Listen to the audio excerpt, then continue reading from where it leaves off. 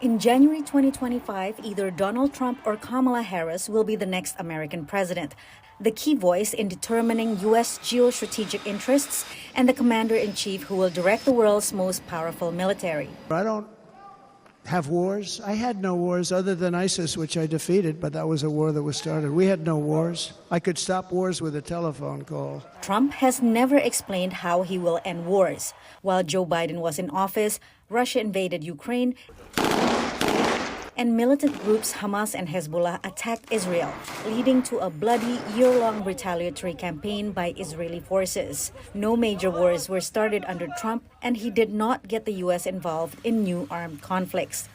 Trump supporters call it peace through strength. Democrats argue it's a coincidence and that at the end of Trump's term, U.S. troops were still fighting in Afghanistan, Syria, Iraq, and Yemen. There's also Trump's unpredictability.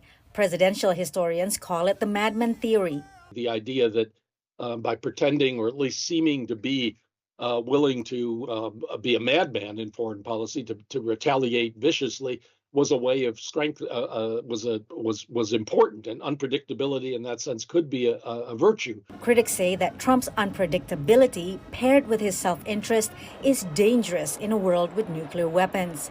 Unpredictability may also complicate conflict management. So much of de-escalation and diplomacy depends actually on choreography, and choreography needs to be predictable. So if you know what your adversary is going to do for the next step, you can take it right up to the edge without going over. On the diplomatic front, Harris is seen as more traditional.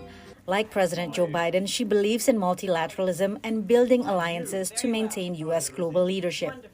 As Vice President, I have confronted threats to our security, negotiated with foreign leaders, strengthened our alliances, and engaged with our brave troops overseas. As Commander-in-Chief, I will ensure America always has the strongest, most lethal fighting force in the world. But Harris, like Trump, might be more selective in determining which conflicts require an American military response. The U.S. is no longer the world's single superpower. Both Trump and Harris, are not ignorant of the fact that power is redistributing in the international system, that other countries also have a say, that Russia and China have their own views on how the international order should work. The difference, Lapson said, is that Harris believes in U.S. convening power and would be more inclined to rally countries to solve problems together. She will likely continue Biden's push for transatlantic unity to support Ukraine. On Gaza, she has emphasized upholding humanitarian laws.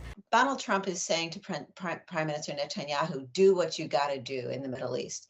Kamala Harris is saying, you have the right to defend yourself, and you need to take into account the humanitarian crisis among the Palestinians. Do either of them lead to a different outcome? Is anyone listening to the United States at the end of the day? As Americans gear up for the election, that is a difficult question to answer, no matter who wins in November. Patsy, Widakuswara, VOA News, Washington.